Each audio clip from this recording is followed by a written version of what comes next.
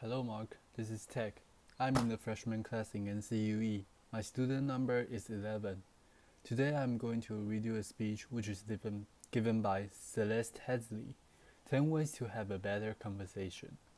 Alright, I want to see a show of hands. How many of you have unfriended someone on Facebook because they said something offensive about politics or religion, childcare, food, laughter? And how many of you know at least one person that you avoid because you just don't want to talk to them? Laughter. You know, it used to be that in order to have a polite conversation, we just had to follow the advice of Henry Higgins in My Fair Lady. Stick to weather and you stick to the weather and your health. But these days, with climate change and anti-vaccine, those subjects, laughter, are not safe either. So this world that we live in, this world in which every conversation has the potential to devolve into an argument, where our politicians can speak to one another and where even the most trivial of issues have someone fighting both passionately for it and against it. It's not normal. Pew Research did a study of 10,000 American adults, and they found that at this moment, we are more polarized, we are more divided than we ever have been in history. We're less likely to compromise, which means we're not listening to each other, and we make decisions about where to live, who to marry, and even who our friends are going to be, based on what we already believe. Again, that means we're not listening to each other. A conversation requires a balance between talking and listening, and somewhere along the way, we lost that balance. Now, part of that is due to technology. The smartphones that you all either have in your hands or close enough that you could grab them really quickly. According to Pew Research, about a third of American teenagers send more than 100 texts a day, and many of them, almost most of them, are more likely to text their friends than they are to talk to them face to face. There's this great piece in the Atlantic. It was written by a high school teacher named Paul Barnwell,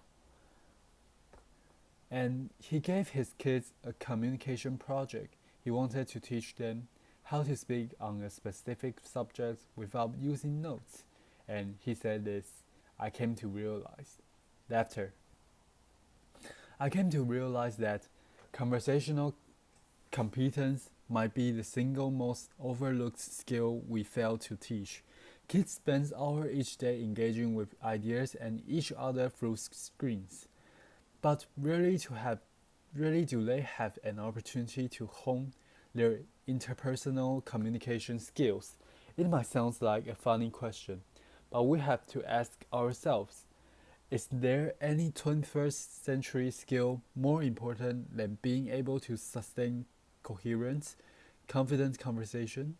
Now, I make my living talking to people, Nobel Prize winner, truck drivers, billionaires, kindergarten, teachers, heads of state, plumber. I talk to people that I like. I talk to people that I don't like. I talk to some people that I disagree with deeply on a personal level, but I still have a great conversation with them. So I'd like to spend the next 10 minutes or so teaching you how to talk and how to listen. Many of you have already heard a lot of advice on this.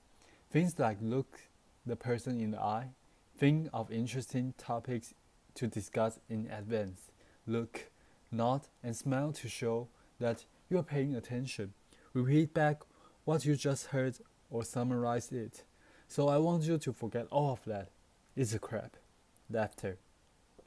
There's no reason to learn how to show you're paying attention if you are in fact paying attention. Laughter. Applause. Now, I actually use the exact same skills as a professional interviewer that I do in regular life. So I'm going to teach you how to interview people, and that's actually going to help you learn how to be better conversationalist.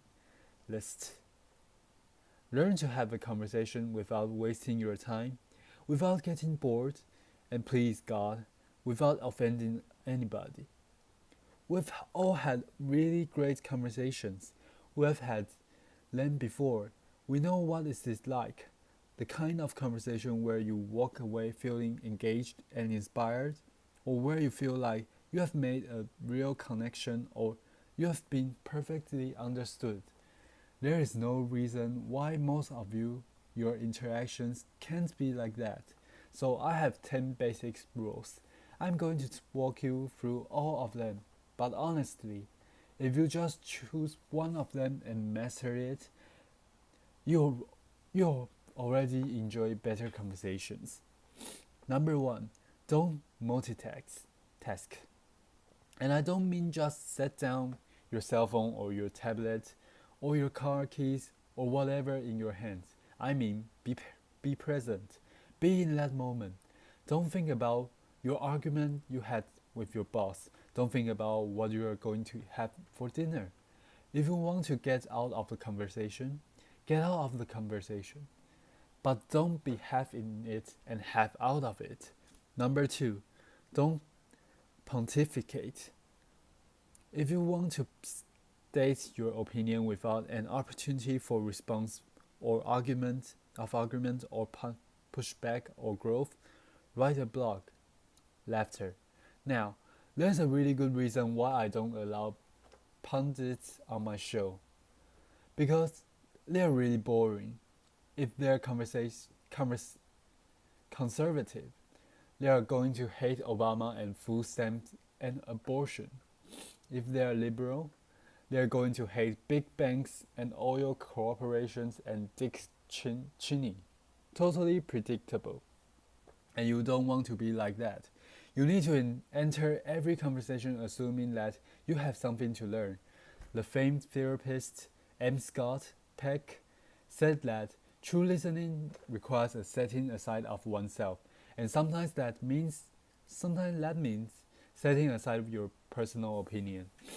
He said that sensing this acceptance, the speaker will become less and less vulnerable and more likely to open up the inner recesses of his or her mind to the listener. Again, assume that you have something to learn. Bill Nye. Everyone you will ever meet knows something that you don't. I put it this way.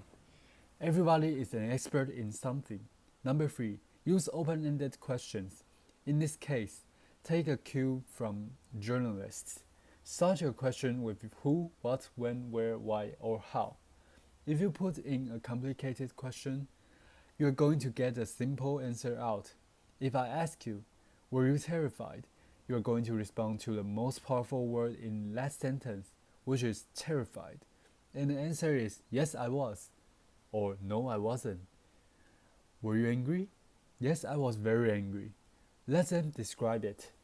They are the ones that know. Try asking them things like, what was that like? How did that feel? Because then they might have to stop for a moment and think about it. And you're going to get a much more interesting response. Number 4, go with the flow. That means thoughts will come into your mind and you need to let them go out of your mind. We've heard interviews often in which a guest is talking for several minutes and then the host comes back in and asks a question which seems like it comes out of nowhere or it's already been answered. That means that the host probably stopped listening 2 minutes ago before he thought of this really clever question. And he was just bound and determined to say that. And we do the exact same thing. We're sitting there having a conversation with someone, and then we remember that time that we met Hugh Jackman in a coffee shop. Laughter. And we stop listening. Stories and ideas are going to come to you. You need to let them come and let them go. Number 5. If you don't know, say that you don't know. Now, people on the radio, especially on NPR, are much more aware that they are going to on the record, and so they are more careful about what they claim to be an expert in and what they claim to know for sure. Do that. Err on the side of caution. Talk should not be cheap. Number 6. Don't equate your experience with theirs. If they are talking about having lost a family member, don't start talking about the time you lost a family member. If they are talking about the trouble they are having at work, don't tell them about how much you hate your job.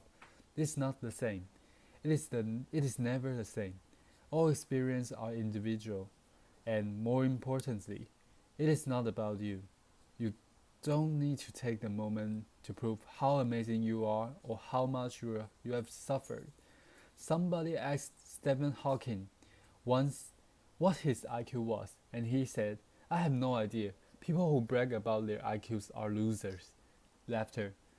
Conversations are not a promotional opportunity. Number 7. Try not to repeat yourself. It's condescending and it's really boring. And we tend to do it a lot, especially in work conversations or in conversations with our kids. We have a point to make, so we just keep rephrasing it over and over. Don't do that. Number 8. Try not to repeat yourself. Number 8. Stay out of the weeds. Frankly, people don't care about the years, the names, the dates, all those details that you are struggling to come up with in your mind. They don't care. What they care about is you. They care about what you're like, what you have in common. So forget the details. Leave them out. Number 9. This is not the last one, but this is the most important one. Listen, I cannot tell you how many really important people have said that listening is perhaps the number one most important skill that you could develop. Buddha said, and I'm paraphrasing, if your mouth is open, you're not learning. And Calvin Coolidge said, no man ever listened his way out of a job. Laughter. Why do we not listen to each other? Number 1, we'd rather talk. When I'm talking, I'm in control. I don't have to hear anything I'm not interested in. I'm the center of attention. I can bolster my own identity. But there's another reason. We get distracted. The average person talks about 225 words per minute, but we can listen at up to 500 words per minute. So our minds are filling in those other 275 words. And look, I know, it takes effort and energy to actually pay attention to someone. But if you can't do that, you are not in a conversation. You are just two people shouting out barely related sentences in the same place. Laughter. You have to listen to one another. Stephen Covey said it very beautifully. He said, most of us don't listen with the intent to understand. We listen with the intent to reply. One more rule, number 10, and it's this one. Be brief. A good conversation is like a miniskirt, short enough to retain interest, but long enough to cover the subject. My sister. Laughter. Applause. All of this boils down to the same basic concept. And it is this one. Be interested in other people. You know, I grew up with a very famous grandfather, and there was kind of a ritual in my home. People would come over to talk to my grandparents, and after they would leave, my mother would come over to us, and she said, do you know who that was? She was the runner-up to Miss America. He was the mayor of Sacramento. She won a Pulitzer Prize. He's a Russian ballet dancer, and I kind of grew up assuming everyone has some hidden, amazing thing about them. And honestly, I think it's what makes me a better host. I keep my mouth shut as often as I possibly can.